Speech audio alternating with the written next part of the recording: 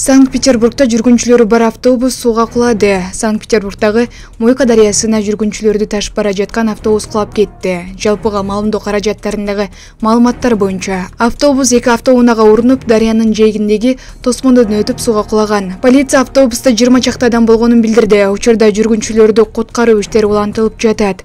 ТАСС бир адам каза таап, 5 ооруканага жаткырылганын билдирди. Полиция айдоочу кармалып, ага карата кылмыш иши козголгонун жарыялады. Маалымат булак Баракелде.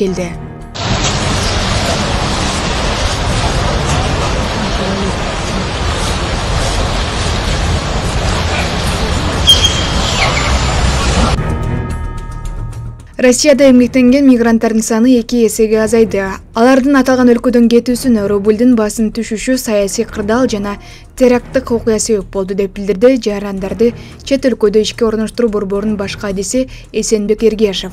Анын айтымында азыр Россия жана жакынкы өлкөлөрдөн кайтып келген мигранттар жумуш үчүн Улуу Британияга агылууда. Февраль айында Эмгек, социалдык камсыздоо жана миграция министрлиги Россия Федерациясынын аймагында 408.448 кыргызстандык жаран эмгектенип жатканы маалымдалган. Ал эми 2022 жылдын жыйынтыгы менен берилген маалыматта Россияда 1.200.691 кыргыз жараны эмгектенгени айтылган. Маалымат булак Баракелде. Ошто интим кызматын көрсөтүп келген деген шек менен 6 кыз кармалды. Ош шаарындагы батирлердин биринде интим кызматын көрсөтүп келген деген шек менен 6 кыз кармалды. Бул тууралуу шаардык милициядан билдиришти. Маалыматка ылайык, милиция кызматкерлери интернет аркылуу кардар эркектерди эс алууга чакырган даректи аныкташкан. Ал даректен интим кызматын көрсөтүп келген 6 кыз табылып, алар батирди апрель айында алышып, интернет аркылуу кардарларды чакыра башташканы белгилүү болгон. Ал эми сойкулук жасоо үчүн бул көмүскө жайды Аксы районунун 2001 жылы туулган Жиа атты тургуну уюштурганы жана ал Ош шаарынын Оштун жана Жалал Абадтын жашоочуларынан турган топту түзгөндүгү аныкталган. Аталган жарандын үстүнөн Кылмыш жаза кодексинин 160-беренеси боюнча кылмыш иши козголуп, убактылуу кармоочу жайга киргизилди. Калган 5 кыздын үстүнөн профилактикалык иш-чаралар жүргүзүлдү деп айтылат маалыматта. Маалымат булак Супер Кейтшей. Сот вице-мэр Максатбек Сазыкуловду камакта калтырды. Бишкектин 1 май райондук соту вице-мэр Максатбек Сазыкуловдун башкаруу чарасын карап, тергөө абагында камакта калтырды. Соттун басма сөз кызматынын маалыматы боюнча, УКМКнын тергөөчүсүнүн сунушу колдоо тапты. Муну менен Сазыкуловдун камактагы мөөнөтү 9-июнга чейин узартылды.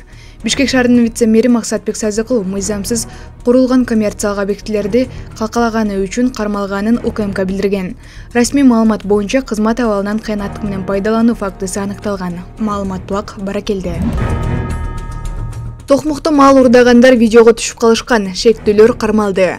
Токмок шаарындагы мал базарынан Урматтуу Москва шаарындагы мекендештер, Умбем клиникасы төмөнкү кызматтарды сунуштайбыз. Педиатр, гинекология, стоматология, неврология, хирургия, кардиология, лор, УЗИ жана башка. Андан тышкары массаж жана бардык лабораториялык анализдер. Толук маалымат +7 925 103 22 77. Биздин дарек Москва шаары, метро Нахимовский проспект, Сивашская 7, корпус 2. Сиздин ден соолугуңуз биздин камкордук. Мал урдаган шектүүлөр кармалды. Бул тууралуу Чүй облустук ички иштер башкармалыгынан билдирди.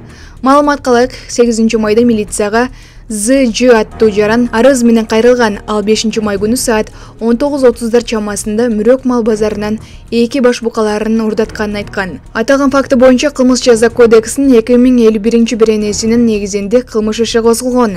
Милиция кызматкерлери видео камералардын жардамы менен кылмышка шектүүделген 1995 жылы туулган жаран жана 1996 жылы туулган жарандарды кармашкан.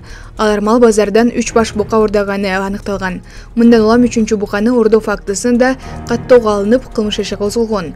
Шектүүлөр убактылуу кармоочу жайга киргизилип, табылган малдар ээлерине өткөрүлүп берилген. Учурда тергөө иштери уланууда. Маалымат булак Супер Кейтшей.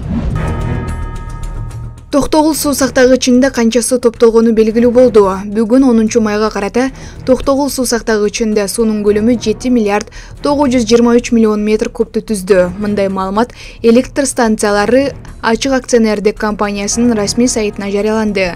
Маалыматка таянсак, учурда суунун агып кирүүсү секундасына 578 метр кубту, ал эми суунун агып чыгышы 178 метр кубту түзүүдө. Мекеменин сайтында былтыр бул күнү суу сактагычта 8 миллиард 175 миллион метр куб суу топтолгону көрсөтүлгөн. Маалымат булак Супер KG. 5000 сомдук банкнотанын жаңысы жүгүртүүгө чыгарылды.